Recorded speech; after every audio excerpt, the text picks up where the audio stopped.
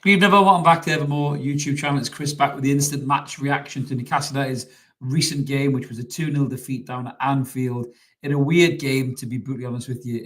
A game where I can't be too angry at the lads, but I also felt that Liverpool were in second gear most of the night. We're going to get stuck right into this. It may be a quick one tonight because I have some serious technical issues. My charger for my equipment has decided to die, so I'm on borrowed time. I'm on fumes here, so I've got as many issues as the Newcastle United starting lineup. So we're going to get stuck right into this as quick as we can and as best as we can. So let's kick off. We are live tonight as always, guys, so jump in and give us your comments. A few you've already smashed that in there, and don't forget to subscribe. We're really close to the 10k mark, so let's get stuck right. And then the big news for Newcastle was the starting lineup, and a little bit of a disappointing starting lineup, it must be said. Alexander Isak was missing this game with a muscle problem. He was on the bench, so it's nice to see players still come on the bench. He was wrapped up warm in the piss and rain in Merseyside, and sadly couldn't come on to do anything in this game whatsoever. Louis Miley was dropped from the midfield with Tonali coming back in, from the start in full fitness. So a bit harsh, I think, on Louis Miley. I'll get into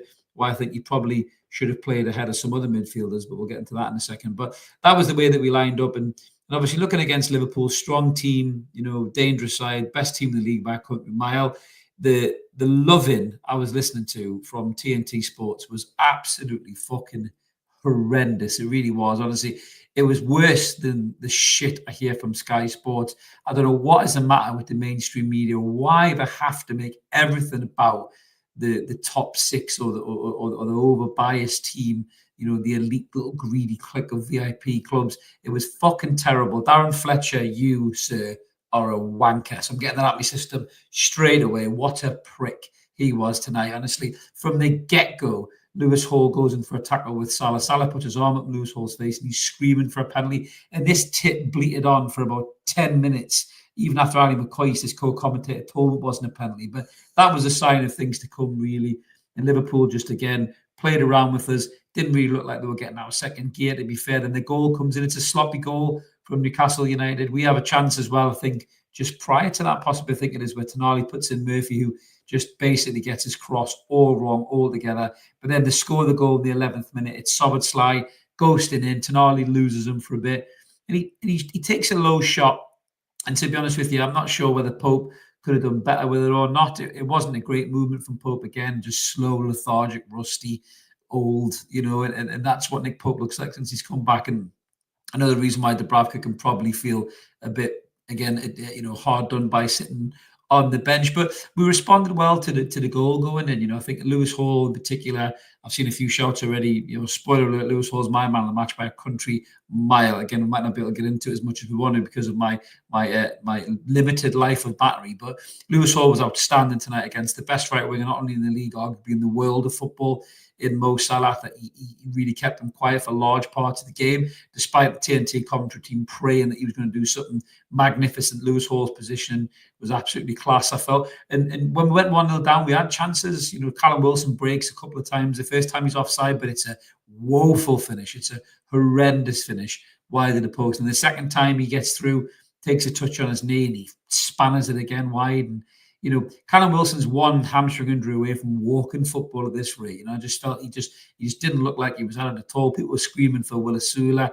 Willis Sula came on in the second half, and Willis Sula's got loads more pace, and fitness ability than Callum Wilson has, but he's so raw with it. There was a couple of times I think when Lewis Hall played him in, and he went the wrong side of the ball, and you could see Lewis Hall going, "Oh fucking hell!" Like just get on the right side. But he'll learn that. Sula will learn that. But we dug in the game. We tried well, but without being a real threat. We grafted hard. I thought Bruno G tonight was honking. I was watching Paul from the team review at halftime, talking to Alex, and he said that Bruno was grafting hard, and I just thought he was slow and lethargic, running and treacle.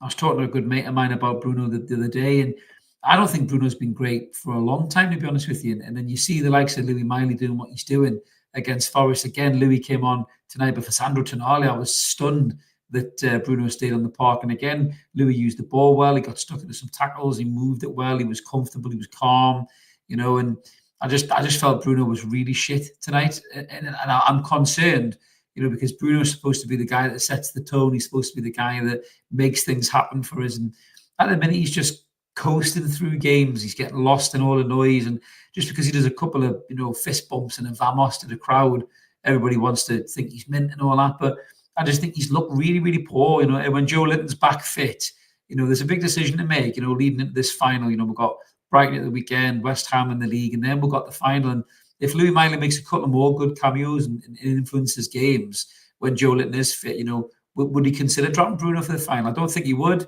But for me, I just, I think Bruno was poor tonight. But, Liverpool get the second goal as well. Again, Mo Salah's probably only time in the second half he gets away from Lewis Hall. He tucks back inside. Alexis McAllister puts it into the back of net with a decent bit of aplomb. Him and Bruno did have a little bit of a scuffle tonight, but he puts it away. And I just never felt that Liverpool were ever not going to win that game and not going to score another goal. And I think if we went to 2-1, they would have made it 3-1. So I just felt that they were far, far superior to us. It was a little bit like a training game to them tonight, And listen, we were missing our three best players, arguably, in the shape of Alexander Isak, Joe Linton, and Botman. You put them three back on that side, it's a different side altogether. But the game obviously peters out. We lose 2-0, and it just never looked like Liverpool were ever really under a serious threat from Newcastle penetrating their defence. Really, Callum Wilson again, just another reason why we should have moved him on and got somebody better. Somebody sharper, somebody younger. I look at Liam Delap scoring goals at Ipswich, and I wonder where the hell we were with that transfer. And Callum's been a great servant for the football club, like Fabian Schär. It's too many players like Nick Pope. It's time to move them all on. They're not getting any better. They're regressing. They're getting older. They're influencing games less and less. And there's a massive change around that needs to be done in the summer with a lot of these players, and hopefully we are going to do that. So let's grab some of your comments in before the juice dies on the old battery. So Big R saying Pope Wilson should never start for this team again. Total crap. Dubravka must be gutted. Why not give Asula a chance as well? He did at the end, and again, Asula's raw and he's busy in that, but he's only going to get better if you give him more chances. Ian says he's disappointed Alisson hasn't had a save to make. Yeah, I didn't think we tested him at all. Barker saying cup final will obviously be completely different. I like what Eddie did, and I very much appreciate the effort from the lads. Yeah, it was all fart and no shite, wasn't it, Marcus? There was never any real threat, in the game there, really. And I think Liverpool knew that as well. Martin saying shite, some good chances. Wilson shocking. 3 Streets offside and the abysmal finish. Nick Poop shite. I don't know if that's an actual misprint or you just think Nick Pope is poop. I think a lot of people do at the minute. Mark saying pluses, they didn't pummel us. That's true. Hall played well against Salah. We still have J7, Botman, and Isak to add. Could have been a lot worse. That's very, very true. Don Melvin is saying, how did the journos in the week say, how's going to be ruthless with the selections? And then Pope plays again. Crap. Share crap. Absolutely, mate. But you'll not get asked that by the journalists because they don't like to ask him difficult questions. Mark is saying, my God, the post game is a Liverpool bitch fest. It always is, mate. It's absolutely horrendous. Stu Mag is saying Liverpool had another year if they needed it yet, which they didn't. Absolutely agree, mate. Phil Ferris saying Liverpool didn't need to break sweat. Totally agree with that. Ian saying Liverpool didn't even try in the one. That's what pisses him off. Absolutely. Stephen is saying, always touching to see Shaw launch a 70-yard Hail Marys upfield. Beats moving, I suppose. You ain't Beckenbauer, kid. Yeah, he's certainly not Beckenbauer, mate. He's absolutely crap. Again, he just loses the ball so much. He gets us in trouble. He just looks dead on his feet. So there was a time when Louis Miley chipped the ball at the back stick and he got that all wrong, his movement and everything as well. And I thought Bruno looked like he had a fucking pint before the game. That's how mobile he was. Graham is saying, once again, we concede early every game now. Gordon, Bruno, poor game again. I think Gordon was trying too hard for me. Oh, sorry, I read that comment, Stephen. Yeah, Gordon was trying too hard for me, and it just didn't come off at all. Tyson, don't want to be a drama queen, but I have zero confidence in Pope. Yes, I don't disagree with that one at all, mate. Anthony is saying Dubs will be knocking on Eddie's door tomorrow morning. I thought he shouldn't be the only fucking one either. Arthur saying Bruno is nowhere to be seen, team captain. Toon Guru Pope is a liability. Richard is saying share worst player, Lewis Hall best player. I cannot disagree with that, mate. And Toon Guru is also saying Lewis Hall mint again, but the rest meh. Yeah, I totally agree with that. George is saying Isaac had a groin strain.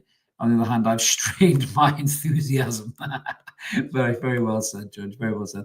Lynn said, at least it's becoming very obvious who needs to be replaced and moved on in the summer. Well, let's hope so. I don't want Howell pulling any of these little, miraculous turnarounds. Well, let's give him a new contract. Agent Texas, it could have been a lot worse, absolutely, but Liverpool never tried. Liverpool never tried tech. If they stepped up a level, that would have been 4-0 without breaking sweat. Andy F. saying Drury and Dixon so anti-commentary against us, creamed themselves every time Liverpool on the ball. Shocking, mate, absolutely shocking. I think it was Fletcher and McCoist. I normally like McCoist, but it's not good. Agent Tex says he wouldn't play Isaac until the final. I can understand that. You want him sharp though, mate, don't you? You want him sharp. And Cushy says huge change this summer. Absolutely, it's. I think it's needed. I think that this squad, for me, is. We've held on to players too long. I've said this before. We've held on to players too long.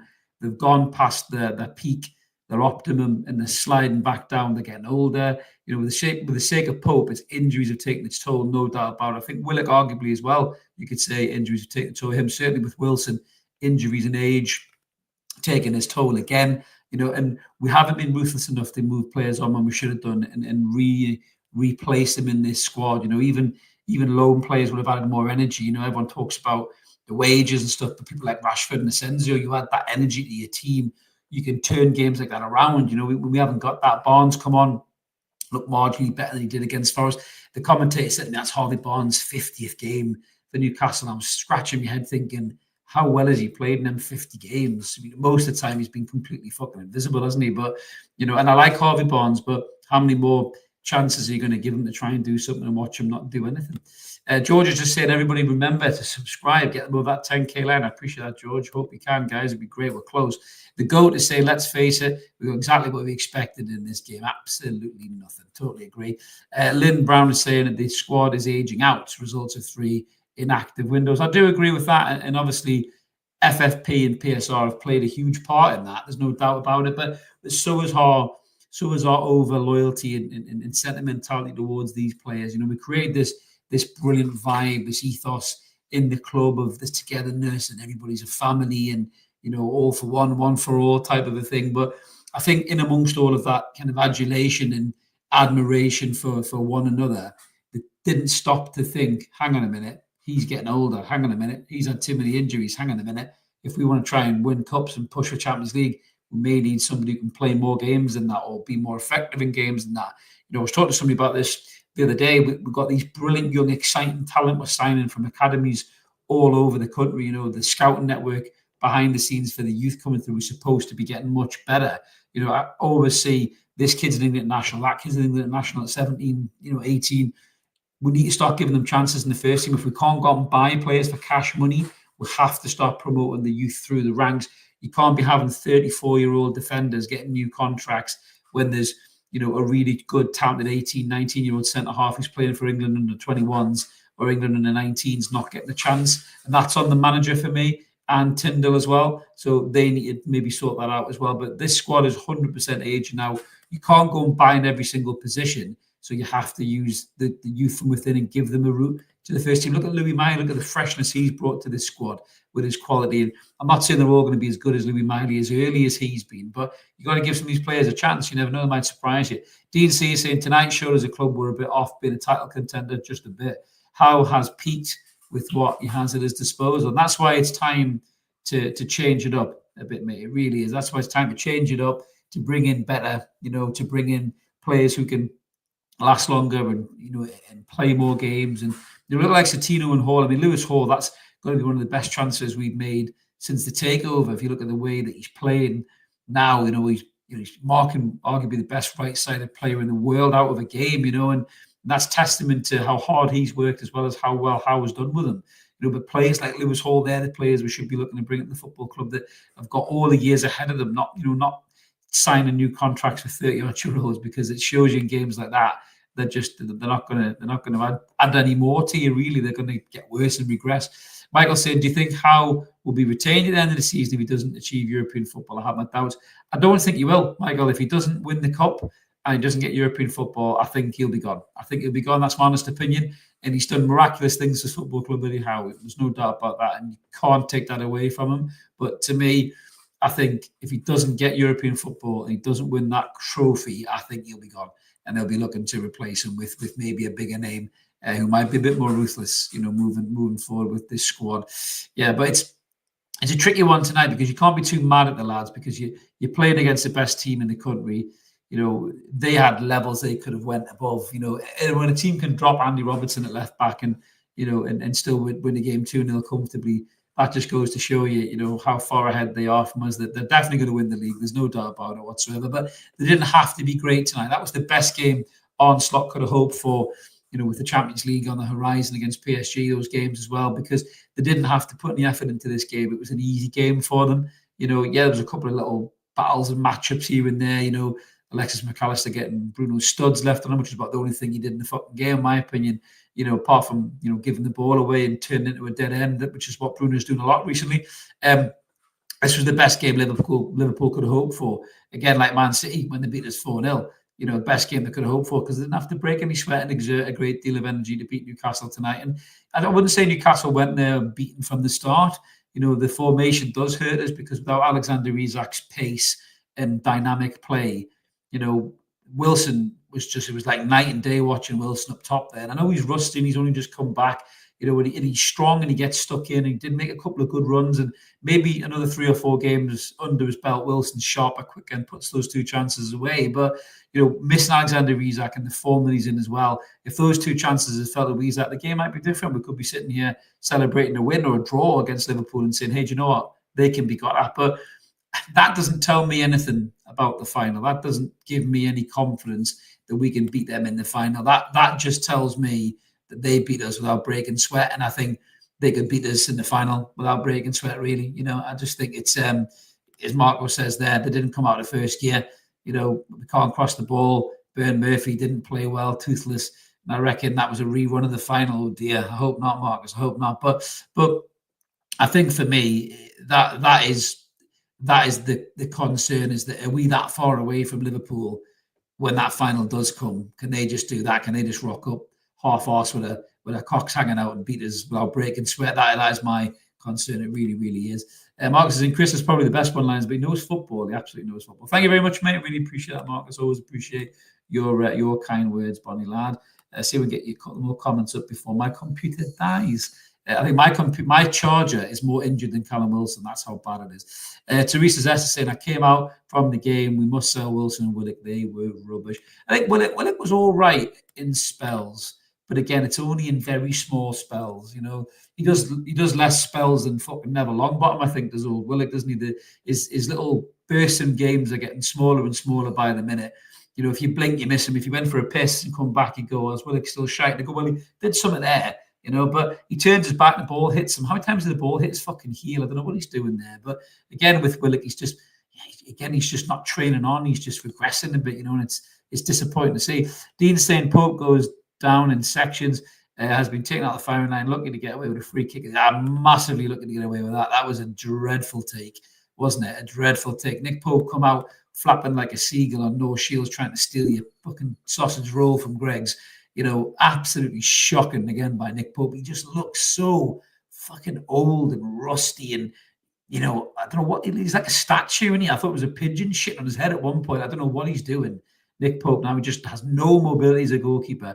All this talk about Trafford, he's 100% Nick Pope's replacement, not Martin Dubravka's for me, because I think Pope is done. Martin saying could have had a young player on the bench instead of Ruddy. Yeah, fucking Ruddy. My days, Ruddy. Honestly, man. I think Ruddy's older than me. That tells you a lot. Fucking hell. Coming there from the Toon Review in the house. Good to see you guys. We will have players back for the final, so hopefully we can step it up. Hopefully. Yeah, that was a reserved hopefully there. But yeah, it's only one game that we have to show up for more than anything this season, and that is the game. But, you just want to hope that Liverpool, whether they have an off day, whether they have some injuries in the lead up to the game. But the squad is so strong compared to ours. They really could field the reserve team and probably beat us well, break and sweat. That's my worry. There's nobody to come into that team apart from Joe Linton who will give it any extra oomph. Joe Linton will be physical and strong and smashing at tackles and try and set the tone, and maybe that'll rub off on his teammates. Bruno will step up a level, Tonali will step up a level. Tonali was all right tonight. A couple of times he lost the ball. Obviously lose Szoboszlai for the first goal, and then his shit pass leads to the McAllister goal. So Tonali was a bit off as well tonight, but again, that could be because of the injury there. Maybe he's not at his optimum best, but it is concerning. I mean, we've got Brighton coming up at the weekend in the Cup. There'll probably be some changes for that. West Ham, that West Ham game is really important, not just to keep us in the hunt for Champions League football. Obviously, Forest got a great draw tonight against Arsenal, so that's pushed them even further up there. But not only does the West Ham game become important because we need to stay in the run for the Champions League, but it becomes important as well because we have to have confidence going into this cup final. We can't go in to the cup final, devoid of confidence and say, shit, we've been battered by West Ham away, and we don't need that. We need a good game against West Ham, a good performance, a good result, players on form, players sharp, and hopefully that'll give us some oomph going into the final. But I think that's us pretty much done tonight, guys, because I've got a little warning sign flashing up on my computer here. So sadly, technical difficulties have cut my time short with you guys today. But thank you so much for everybody jumping in the comments. We always appreciate it. Again, remember to subscribe. We're really close to the 10K mark. You guys can help us get there. We love you for it. Thank you very much for all of the kind words and the chat. It always helps these things flow, and we enjoy it. Again, recommend us to family and friends. We'll be back with some more Newcastle United banter soon. The preview for the Cup game coming up this weekend, and then the post-match from the Cup. Hopefully, we'll win that game, get a bit of confidence again going into the West Ham game on, I think the Monday after. We got Monday, isn't it? So we've got a nice bit of rest as well. Hopefully, we can do the business and then get into that final, which is serious time. We need to win that game. We need a trophy. But thanks for watching, guys. Keep it evermore. We'll catch you later. Take it easy.